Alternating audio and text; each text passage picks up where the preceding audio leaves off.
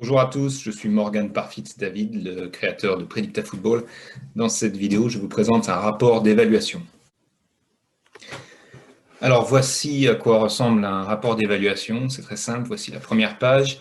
Donc dans un premier temps, on présente les résultats bruts de toutes les dispositions psychologiques, des aptitudes psychologiques du joueur. Vous pouvez voir les résultats bruts ici en haut à droite, comparés à la moyenne des autres joueurs de notre base de données et des autres joueurs de la même catégorie d'âge. Là, c'est un exemple fictif.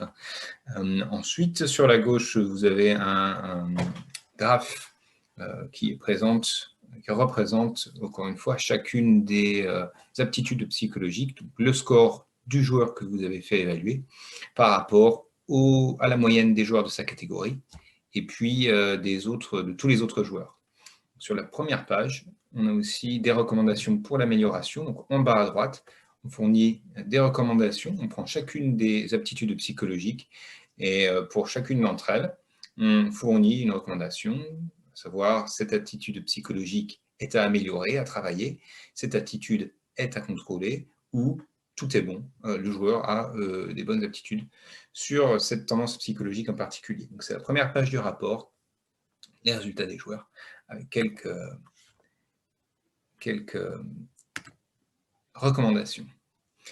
Sur la deuxième page, on présente les résultats relatifs du joueur, c'est-à-dire qu'on donne le pourcentage du score du joueur, donc c'est-à-dire ici vous avez le pourcentage en abscisse et puis en ordonnée vous avez les aptitudes psychologiques. Donc, pour chacune des aptitudes psychologiques, on vous indique où se situe le joueur par rapport à notre base de données. Par exemple, pour l'aptitude réaction face au problème, le joueur se trouve dans le top 25%. Vous voyez, il y a 77% des joueurs qui sont moins bons que lui. Par contre, pour l'aptitude autonomie, le joueur est à 45%, ça veut dire qu'il y a 45% des joueurs qui sont moins bons que lui, c'est-à-dire qu'il y en a plus de la moitié des joueurs de notre base de données qui est meilleur que lui sur cette aptitude psychologique.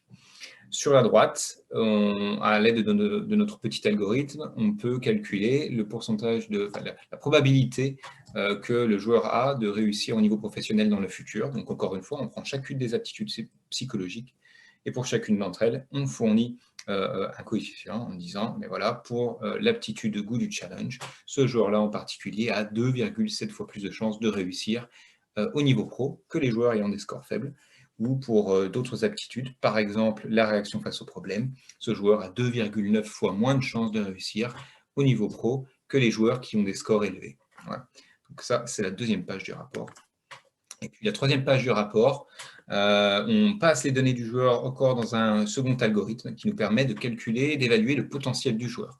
Donc on vous donne un graphique comme ceci. Donc vous pouvez modifier aussi la catégorie d'âge, c'est-à-dire comparer le joueur soit à tous les joueurs de la base de données, soit juste aux joueurs de sa catégorie d'âge.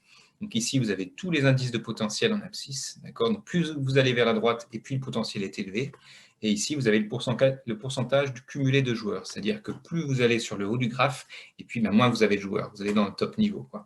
Donc, ce qui fait que les joueurs qui sont en haut à droite du graphe, ce sont ceux qui ont les meilleurs indices de potentiel à réussir au niveau pro.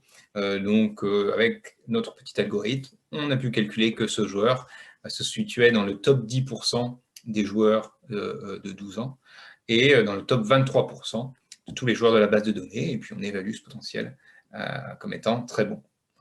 Et puis, la dernière page du rapport vous fournit des informations sur les aptitudes psychologiques, ce qu'elles décrivent exactement, ce qui vous permet de savoir ce qui a été mesuré et surtout vous donne des indices sur la manière dont on peut travailler ces aptitudes avec les joueurs. Voilà, c'était la présentation d'un rapport d'évaluation Predicta Football.